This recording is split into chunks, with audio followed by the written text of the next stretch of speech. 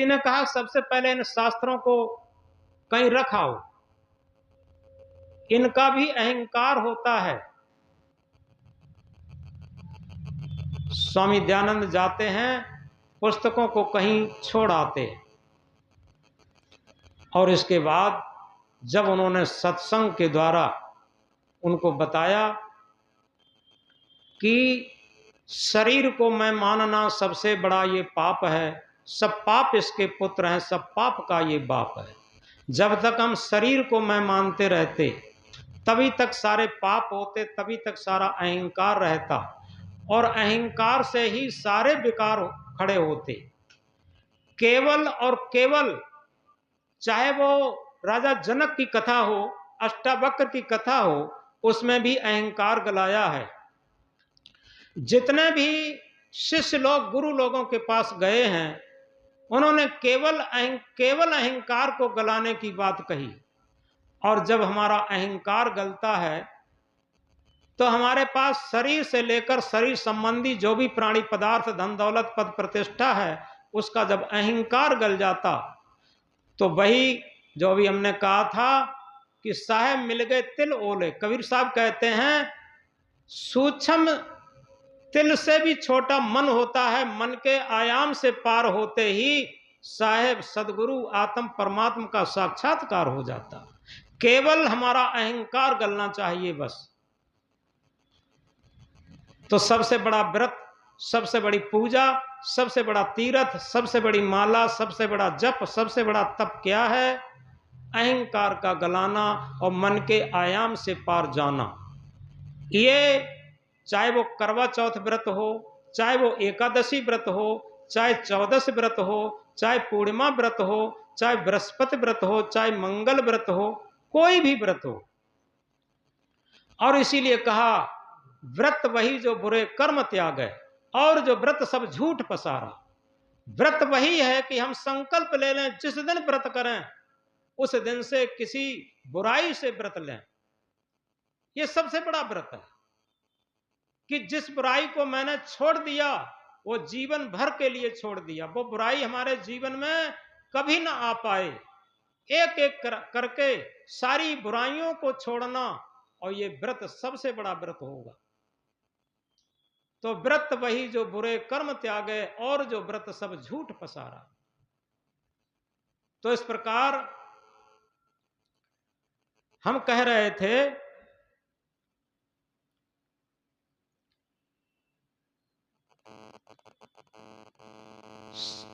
दूसरी बात, रामायण की भी चौपाई कहती है सत्य समान धर्म नहीं दूजा, जप तप यज्ञ होम नहीं पूजा। आप बताओ, अगर हम रामायण की ही चौपाई मान लें कि सत्य के समान दुनिया में कोई धर्म नहीं, जप तप व्रत पूजा पाठ तीर्थ व्रत कुछ नहीं, ये सब छोटी चीजें, ये सब दिखावा, ये कब औपचारिकता। व्रत वही जो बुरे कर्म त्यागे, और जो व्रत सब झूठ पसारा। और उसी को दोहराते हुए तुलसीदास ने कहा कि सत्य समान धर्म नहीं दूजा, जप तप यज्ञ होम नहीं पूजा। तो ये सब कहां से मिलते हैं? ये सब सत्संग से और संत गुरु के पास मिलते हैं। और देखो रामायण में भी वही बात कही है, क्या? मत कीरत गति भूत भलाई, जब जही जतन जौन विधि पाई, सो जानब सत्संग प्रभाव, लोकहु वेद न आन उपाऊ। लोक और वेद में, औपचारिकता में, ये कहीं भी कोई उपाय नहीं है। एक ही व्रत, एक ही उपाय है, क्या? कि हम सच्चे सज्जन पुरुष, संत किसी वेश को नहीं कहा, ड्रेस को नहीं कहा, किसी पंथ संप्रदाय को नहीं कहा। संत कहते हैं गुड मैन, अच्छा आदमी, चरित्रवान आदमी, कोई भी हो। जो अच्छा व्यक्ति होगा वो चाहे साड़ी ब्लाउज में हो, पैंट शर्ट में हो, धोती कुर्ता में हो, कोई बात नहीं, लेकिन अंदर से चरित्र संपन्न, आचरण संपन्न हो, वो क्या है? साधु है, संत है। तो रामायण की चौपाई कहती है मत कीरत गति भूत भलाई, जब जही जतन जौन विधि पाई। शुद्ध बुद्धि, कल्याण और यश, और इसी के साथ अपनी भलाई, ये जब जिसने जहां पाई हैं, सो जानब सत्संग प्रभाव, लोकहु वेद न आनु पाऊ। सो जानो सत्संग का ही प्रभाव है, और लोक और वेद में कहीं कोई उपाय नहीं है।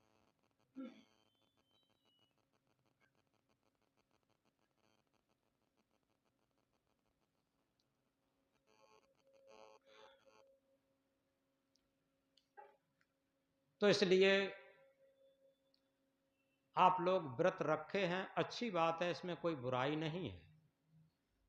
क्योंकि कबीर साहब किसी बात का खंडन इसलिए नहीं करते हैं, उनका खंडन भी मंडन के लिए है। हमारा लक्ष्य बदलना चाहिए। व्रत अच्छी बात होती है, एक दिन व्रत से हमारे शरीर के कूड़ा कचरा निकल जाते हैं और हमारा मन भी शुद्ध हो जाता। सारे व्रतों का एक ही लक्ष्य है, मन का शुद्ध होना, मन का निर्मल होना। ये बात हम बहुत दोहराते हैं और कई बात दोहराते हैं। सारे धर्मों का, सारे पंथों का, सारे शास्त्रों का, सारी पूजाओं का, सारे व्रतों का सार केवल और केवल है कि हमारा मन निर्मल होना चाहिए। जब हमारा मन निर्मल होता है तो जो मन हमारे सत्संग में बाधक था, पूजा में बाधक था, व्रत में बाधक था। व्रत बहुत सरल है, सत्संग बहुत सरल है, कल्याण बहुत सरल है, स्वरूप स्थिति, आत्म स्थिति, परमात्म स्थिति बहुत सरल है। कब? जब हमारा मन निर्मल हो जाए।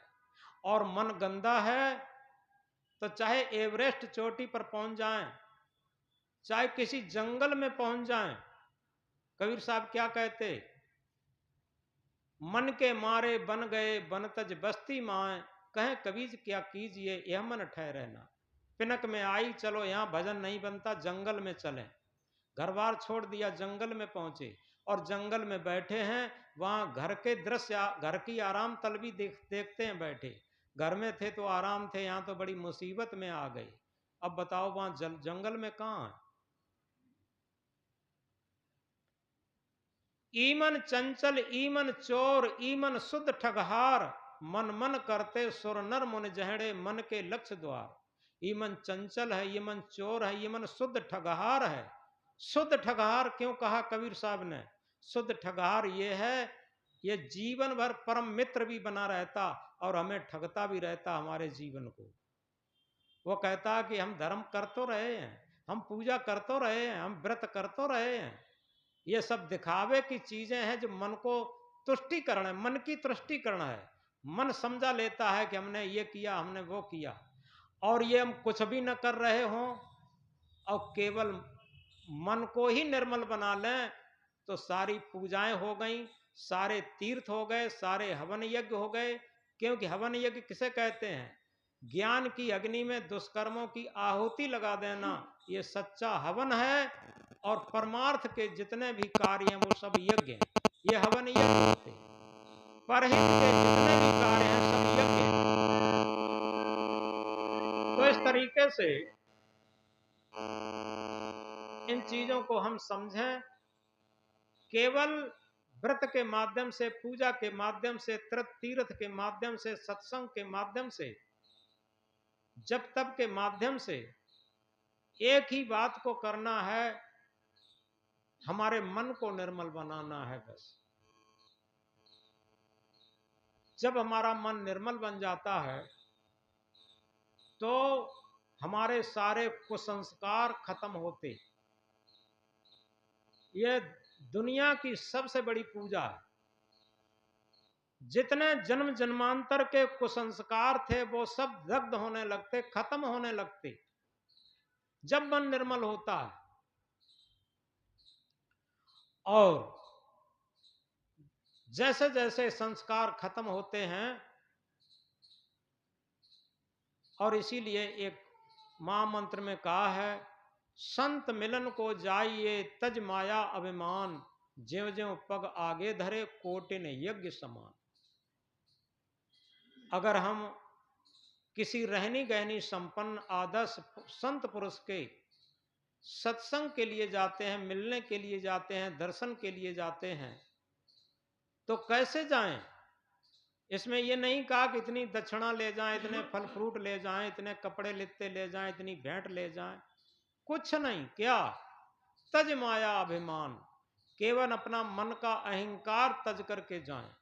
और अगर अपना निरहंकारी मन लेकर के जाते हैं तो कोटिन यज्ञ समान, एक एक पग करोड़ों यज्ञ के समान होगा।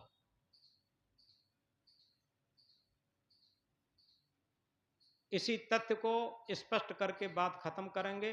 देखो, सारी औपचारिकता एक बात में खत्म होती। एक किसान था, पुराना जमाना था जब रहट चलते थे, पुराने लोग ज्यादा हैं, सब जानते हैं। और उसके कुआं पर रहट लगा था, वहां एक झोपड़ी रखी थी। प्रातःकाल वो किसान खेत की तरफ घूमने गया तो देखता क्या है, वहां एक संत नहा धोकर कुआं पर अपने भजन में लगे हुए थे एकांत में। किसान बहुत खुश हुआ। उसने जाकर के संत को नमन किया, प्रणाम किया और चरण स्पर्श करके कहा कि गुरुदेव, आप हमारी झोपड़ी पर पधारे, हमारा सौभाग्य है और हमारा और सौभाग्य होगा, अभी आपके लिए हम भोजन बनवा के ला रहे, आप भोजन पाएं।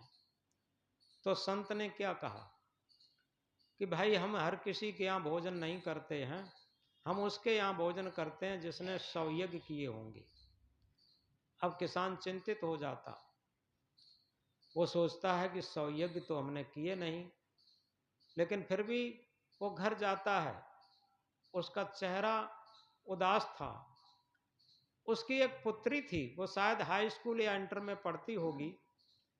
उसने पिता के चेहरा को पढ़ते हुए कहा कि पिताजी, आप गए थे तब तो खुश थे, लौट के आए तो आप चिंतित हैं, ऐसा कारण क्या हुआ खेत पर? पिता ने कहा कि बेटी, अपने रहट के पास झोपड़ी पर आज एक संत आए हैं, वो नहा धो करके भजन कर रहे थे। जब हमने भोजन के लिए निवेदन किया तो उन्होंने कहा कि हम उसके यहाँ भोजन करते हैं जिसने 100 यज्ञ किए होंगे।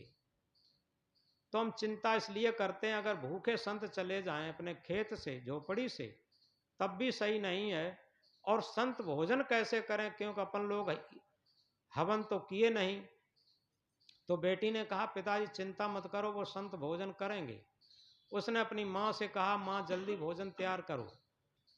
माँ खुद मिलकर के भोजन तैयार करा के बड़ी शुद्धता सफाई के साथ, बड़ी श्रद्धा के साथ भोजन को परोस करके थाली में, और पिता को साथ लेकर के वो लड़की जाती है।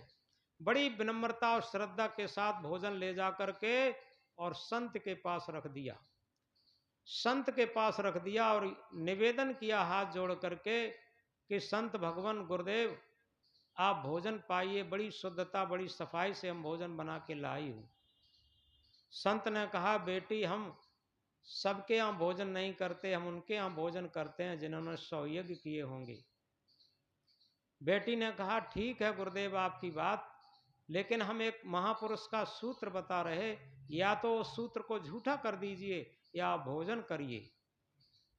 तो लड़की ने कहा कि गुरुदेव ने कहा है, संत मिलन को जाइए तज माया अभिमान, ज्यों ज्यों पग आगे धरे कोटिन यज्ञ समान। हम आपके पास आए हैं बड़ी श्रद्धा से, और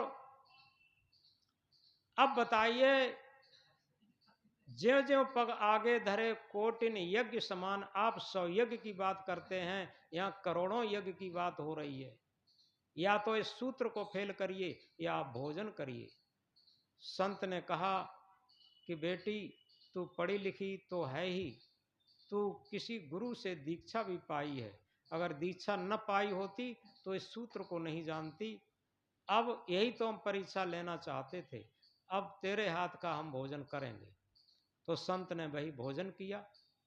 तो इस तरीके से कहने का आशय मूल यही है कि दुनिया में जितने भी धर्म मत मजहब पूजा पाठ नमाज तर्पण संध्या व्रत उपवास जो कुछ भी चल रहा है वो केवल एक बात के लिए ही है कि हमारा मन निर्मल हो और निरहंकारी हो। ये सबसे ऊंची चीज है।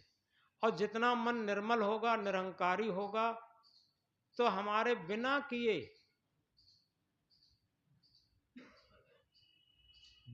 किए पूजा होगी, बिना व्रत किए व्रत होगा, बिना तीर्थ जाए तीर्थ होगा, मिला बिना माला घुमाए माला घूमेगी। ये सब हो जाएगा। वो कैसे होगा? अंतिम बात सुनकर के बात बंद करेंगे। कबीर साहब ने क्या कहा? माला जपून तप करूं, मुख से कहूं न राम, हर मेरा सुमिरन करें मैं पाऊं विश्राम। सबसे बड़ी बात यह है कि माला जपून तप करूं। कबीर साहब कहते हैं कि माला फेरत जुग भया, गया न मन का फेर। देखो वहीं पर बात फिर आ गई। अपने मन का फेर नहीं मिट पाता। हम महंत बन जाते हैं, गुरु बन जाते हैं, बड़े प्रसिद्धि पा लेते हैं, हजारों लोग मिलकर के गुरु कह देते हैं, हमारे चरणों पर रोज हजारों लोग झुकते हैं, ये तो सब हो जाता है। लेकिन क्या वास्तव में हमारा मन निर्मल हो पाया? हमारा मन निस्वार्थी हो पाया? तो इस तरीके से सदगुरु कहते हैं माला जपून तप करूं, ये बाहर के दिखावा कुछ नहीं करूं, मुख से कहूं न राम, हमारी जिब्या भी कोई नाम उच्चारण नहीं करती, और हर मेरा सुमिरन करें मैं पाऊं विश्राम। हर क्या है? जो सारे दुखों का हरण करने वाला गुरुत्व शक्ति, जो हमारी आत्मा के अंदर गुरुत्व जागृत हो जाता है, वही स्वयं हमारा ही सुमिरन कर रहा है। अपना सुमिरन स्वयं हो रहा है अंदर से, और मैं पाऊं विश्राम। यानी जो सत्य तत्व है, आत्म तत्व है, जो मन के आयाम से पार होते ही पूर्ण विश्राम की स्थिति में आ जाता है, पूर्ण ध्यान की स्थिति में आ जाता है, पूर्ण समाधि की स्थिति में आ जाता है। इससे बड़ा दुनिया में कोई विश्राम नहीं, इससे बड़ी दुनिया में कोई पूजा नहीं, इससे बड़ा कोई व्रत नहीं, कोई तीर्थ नहीं, कोई पूजा पाठ नहीं, यज्ञ हवन नहीं। तो इसलिए आज हमने इस करवा चौथ व्रत पर कुछ सूत्री बातें इसलिए रखी कि बाहर से हम कोई भी ज्यादा औपचारिकता न दिखाते हुए अंदर के, क्योंकि कबीर साहब का जितना भी ज्ञान है वो आध्यात्म ज्ञान है।